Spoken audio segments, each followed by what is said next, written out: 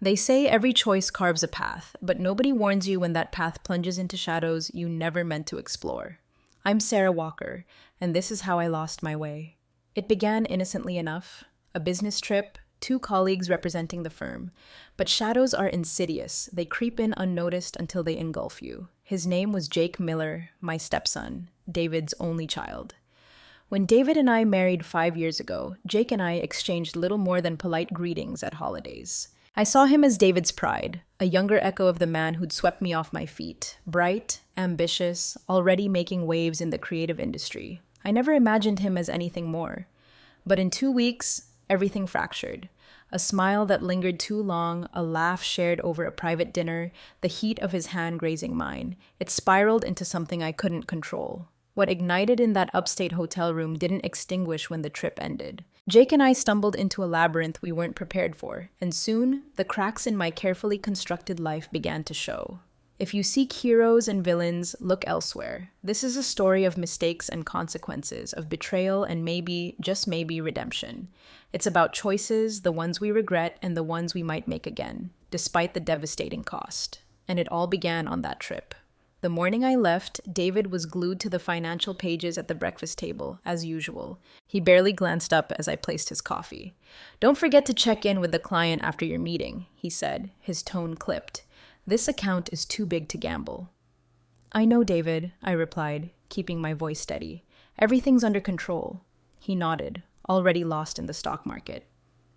That was David, always focused, always calculating. He'd built his empire on precision and control, qualities that initially attracted me. But as years passed, those same qualities felt like steel chains. Jake was waiting at the office, leaning against reception, coffee in hand. "Morning, Sarah," he said, flashing that grin. "Morning, Jake," I replied, trying to sound neutral. Jake had recently joined the firm's creative team. I'd been wary of working with my stepson, but he was undeniably talented and driven. Still, there was a current between us, an unspoken line we both seemed to avoid crossing. "Ready for the big trip?" he asked, casually. "As ready as I'll ever be," I replied. We were headed upstate to pitch a major campaign to a luxury hotel chain. The account was critical, and David had insisted I take Jake to gain experience. The resort was breathtaking, sprawling over acres overlooking the Hudson, sleek modern architecture nestled in lush gardens. Checking in, I couldn't help but notice Jake's easy confidence disarming the hotel staff. "You know," he said as we walked to our rooms, "if this marketing thing tanks, I could always be a tour guide." I laughed, the sound surprising me. It had been a while since I'd felt that light.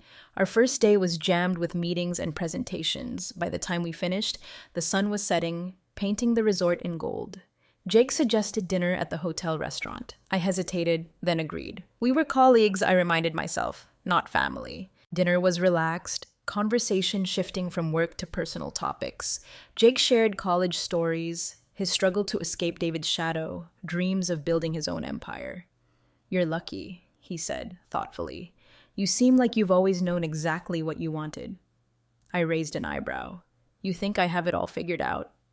He held my gaze. For a moment, I was speechless. The truth was, I didn't have it all figured out. My marriage was far from perfect. My career, while successful, often felt like a lonely climb. But I wasn't about to unload on Jake.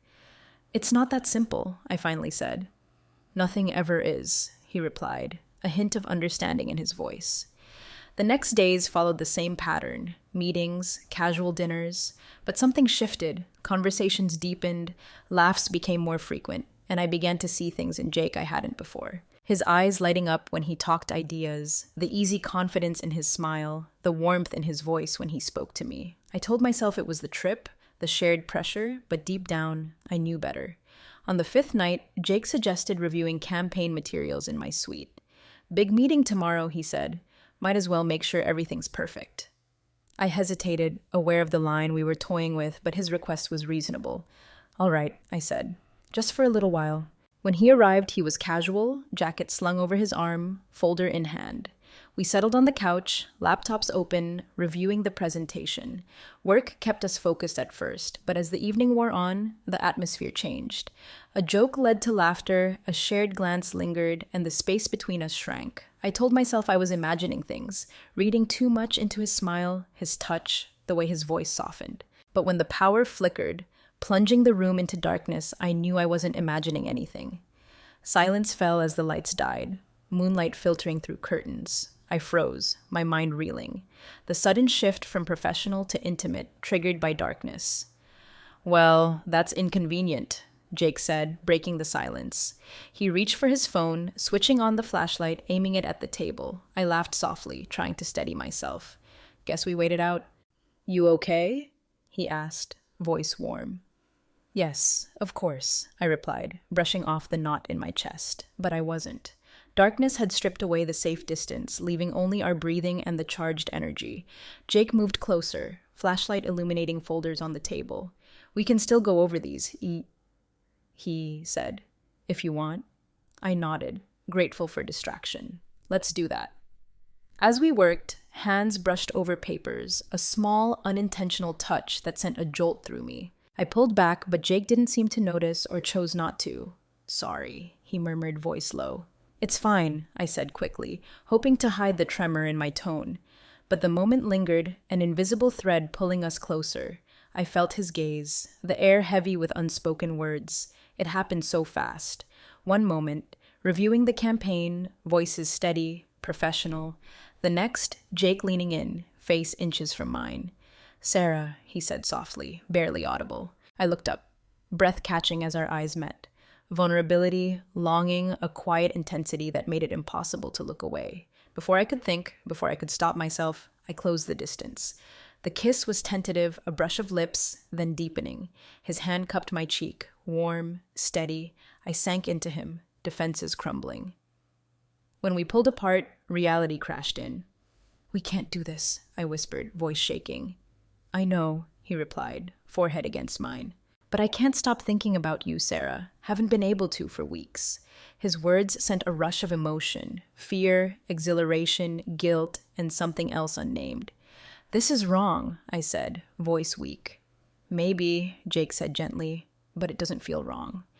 I woke to the night before replaying in my mind. I sat on the bed, staring at sunlight, trying to make sense of it. Not just the kiss, but everything. His gaze, his words unraveling something I thought locked away. But as much as I wanted to dismiss it as a lapse, I couldn't deny the pull. That day, we worked as if nothing happened. Jake was professional, charming. I mirrored his composure. But every glance, accidental touch, shared laugh felt like a secret exchange, a reminder of the bond. The tension became unbearable. That evening, Jake knocked on my door. I hesitated, heart pounding, then opened it. He stood there, expression a mix of determination and uncertainty. "Can I come in?" he asked.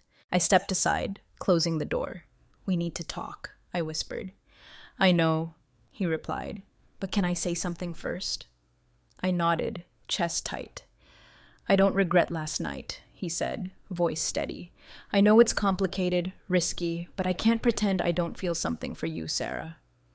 His words took my breath away. I'd spent the day convincing myself it was a mistake, a weakness. Hearing him say it made it real. "I don't know what to do," I admitted, voice breaking. "Neither do I," Jake said, stepping closer, "but I don't want to lose this."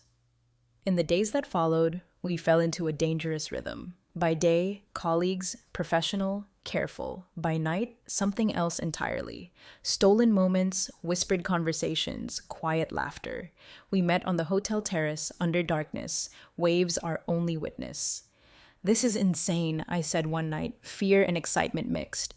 "Probably," Jake replied, arm around me, "but I don't care." And for a while, we were the only two people in the world, wrapped in secrecy and desire. But the closer we grew, the harder it was to ignore the weight. Everything changed the final weekend. I was presenting when I saw him.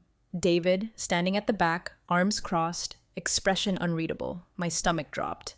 Our eyes met, and I stumbled over my words, quickly regaining composure. Presentation over, David approached, smile polite, tone sharp. "Surprised to see me?" he asked. "Very," I replied, forcing a smile. "What brings you here?" "Had some business nearby," he said casually. "Thought I'd drop in, see how things are going." His gaze flickered to Jake, speaking with a client.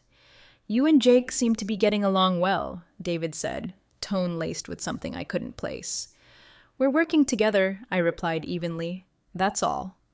"Good," David said, smile tightening. "Wouldn't want misunderstandings."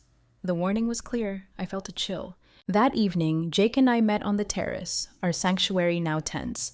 David knows something, I said, voice shaking. He doesn't know anything, Jake replied. Just suspicious. But what if he finds out? I asked. What happens then? Jake took my hand, grip firm. We'll deal with it together. Reassuring, but doubt lingered. Reality was becoming impossible to ignore. We were on a precipice. On the final night, alone in my suite again, the air heavy, I felt the weight of everything. I don't want this to end, Jake said, voice quiet, intense. Neither do I admitted, voice breaking. The decision wasn't spoken. It was in his gaze, his hand brushing mine, my resolve crumbling as he pulled me close. This time, no hesitation, no second guessing. We surrendered completely. Returning to the office was like stepping into a pressure cooker. David's resort appearance lingered. But it was my assistant, Claire Harding, who raised alarm bells. Claire, sharp, loyal, detail-oriented. But lately her attention felt invasive. Questions about the trip, casual on surface, but with an undercurrent that tightened my chest. How were meetings? She asked, eyes flicking towards Jake's office. Productive, I replied curtly, ending the conversation. And Jake? She pressed. He seems busy lately. Tone light, but I felt the insinuation. Jake performed exceptionally well, I said firmly, meeting her gaze. That's all you need to know. She smiled, but her eyes said she wasn't done digging. David's behavior grew erratic. Unannounced office visits, presence a constant reminder of the tightrope I walked. One afternoon he stopped by my office, expression unreadable. You've been distant, he said, tone deceptively casual. Everything all right? Of course, I replied, forcing a smile. Work's been demanding. David nodded, but didn't leave. Leaning against the doorframe, eyes narrowing slightly. You know, Sarah, he said, voice dropping. Trust is the foundation of any good relationship. Once broken, almost impossible to repair. Meaning clear. Chill down my spine. Hope you're not implying anything, I said, voice steady. Not at all, David replied, smile cold. Just a reminder. Situation complicated further when David's son from a previous marriage, Aiden, returned for a project. Aiden and Jake never close, dynamics strained by competition for David's attention. Initially, I welcomed Aiden, hoping to divert David's focus, but Aiden's arrival only added tension. Jake seems distracted lately, Aiden said one evening during a staff meeting. He's been handling a lot, I replied, deflecting. Or maybe he's handling something else, Aiden said pointedly. I stared at him, chest tightening. Aiden was perceptive, wouldn't hesitate to dig if he suspected something. Breaking point came when Claire approached, folder in hand, grim expression. Can we talk privately? She asked, glancing around. I followed her to my office, closing the door. Claire placed the folder on my desk, hands trembling. Wasn't sure if I should bring this, she began hesitantly, but I thought you'd want to see it. I opened the folder, heart sinking. Grainy photos of Jake and me on the hotel terrace. Security camera angles, not explicit, but intimacy undeniable. Where did you get these? I asked, voice shaking. Flagged during routine IT audit of client security footage, Claire explained. Reviewing for unrelated matter, recognized you. I stared at the photos, mind racing.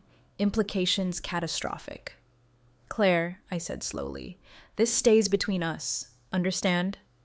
Claire hesitated, conflicted. I want to help you, Sarah, but this is serious. If anyone else sees these, they won't, I interrupted, because you're not telling anyone. For a moment, I thought she'd argue. Then she nodded, shoulders slumping. I'll do my best, she said quietly. But the photos didn't stay secret. A week later, anonymous email with images attached. Single sentence. Promotion or exposure, your choice. Hands trembled, reality sinking in. Someone new wouldn't be quiet. I spent days in a haze trying to figure out who. Mind circled back to Claire, but part of me didn't want to believe betrayal. When I confronted her, she denied involvement. I swear, Sarah, she said, voice trembling. I didn't share those photos. But damage done. Situation climaxed during company-wide meeting. David had learned about photos, wasn't interested in quiet. Care to explain this? He said, standing in the conference room, photos on his tablet. Gasps, murmurs filled the room. Colleagues turned to me, heart pounded, tried to think of response. David didn't let me. You've humiliated me, he said, voice rising. Betrayed my trust, my family, this company. David, please, I began. Save it, he snapped. You're finished here, Sarah. And so is Jake. Later, Jake came to my apartment, face pale but determined. We can fight this, he said, voice filled with conviction. Fight what? I asked, voice breaking. The photos are real, Jake, no denying what we did. Doesn't mean we let David destroy us, he replied. We still have options. But I wasn't sure. Scandal spreading. Grip on everything slipping away. Fallout intensified. David launched full-scale investigation, claiming transparency. But Jake and I knew the truth. Smoke screen for his misdeeds. Jake discovered the first clue, discrepancies in financials, suggesting embezzlement. I think David's funneling money offshore, Jake said, showing evidence. Mind raced. If we could prove David's misconduct, we could turn tables. Jake and I gathered evidence working secretly. Dangerous game, but our only chance to salvage reputations. One night, poring over documents, Jake reached for my hand.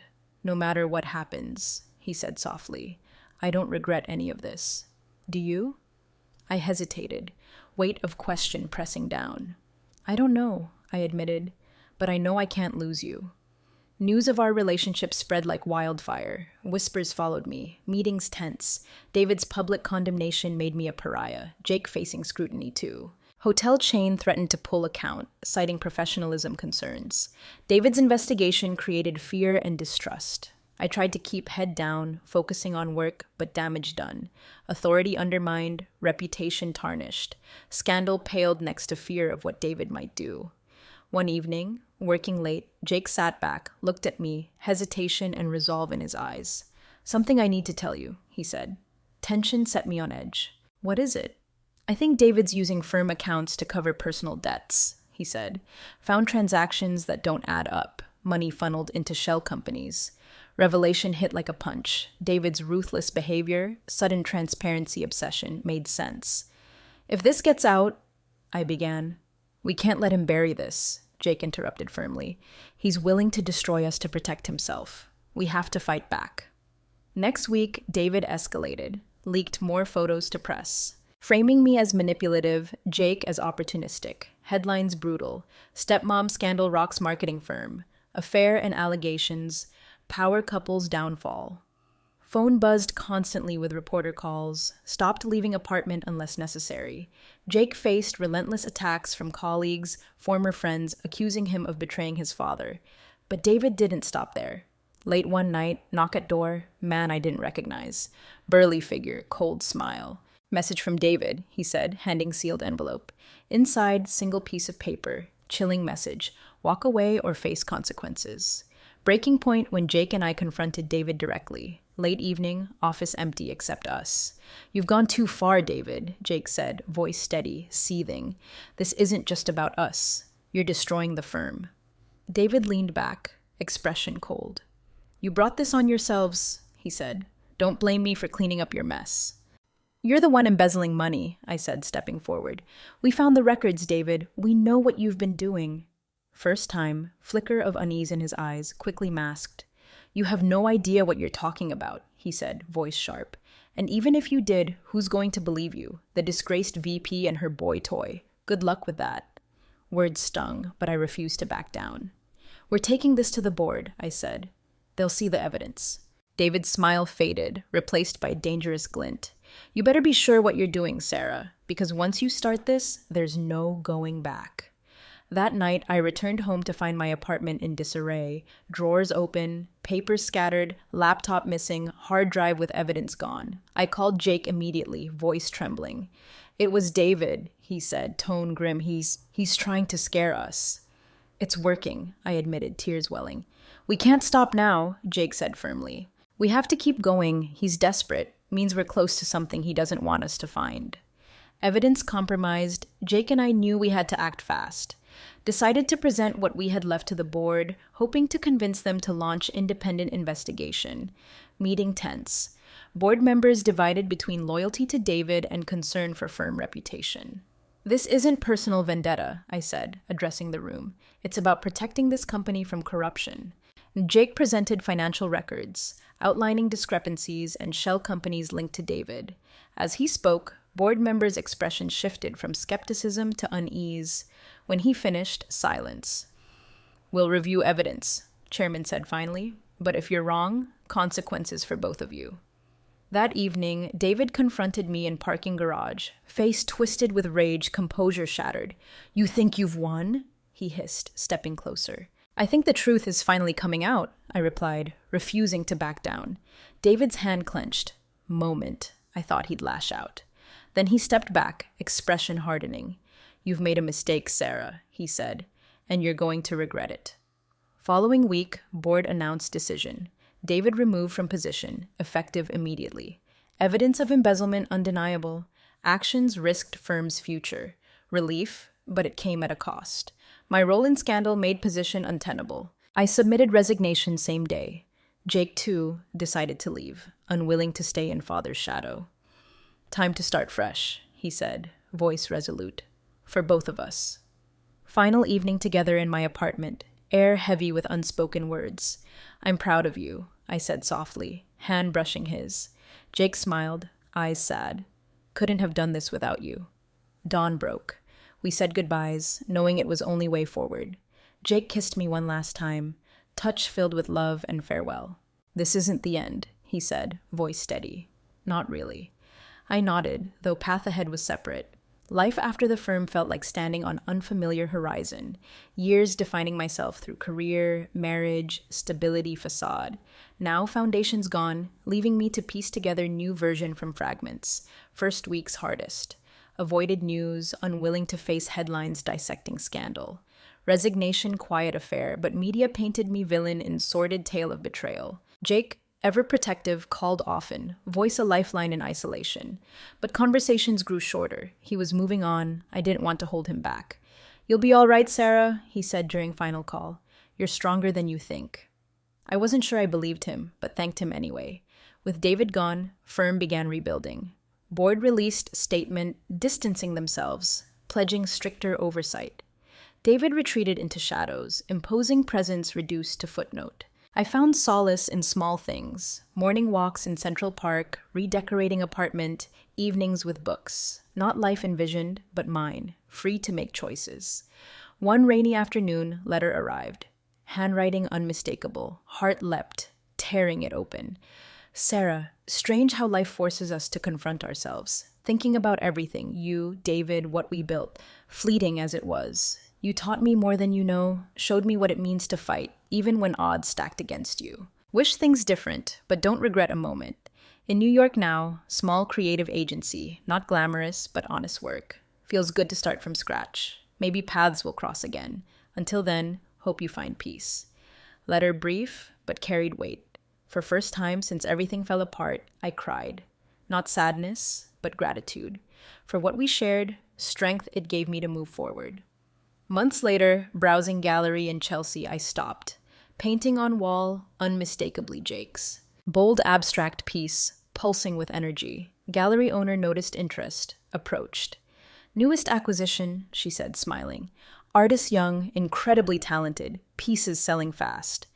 I nodded, unable to look away. Jake's essence imprinted on canvas, reminder of everything we'd been through, everything he'd become. "Do you know him?" owner asked, curious. "Yes," I said softly. "I do." That evening, by window, wine in hand, watching city lights, painting stirred something. Closure I hadn't realized I needed. Jake and I walked dangerous path, cost us dearly. But looking back, not all regret. Moments of joy, connection, discovery. He challenged me, showed me parts of myself long ignored. Though our story ended, it left indelible mark, one I'd carry forward. Turning off lights, climbing into bed, I thought of Jake's letter, words echoing. Maybe paths will cross again. Maybe they would, maybe not. Either way, I knew I was ready for whatever came next.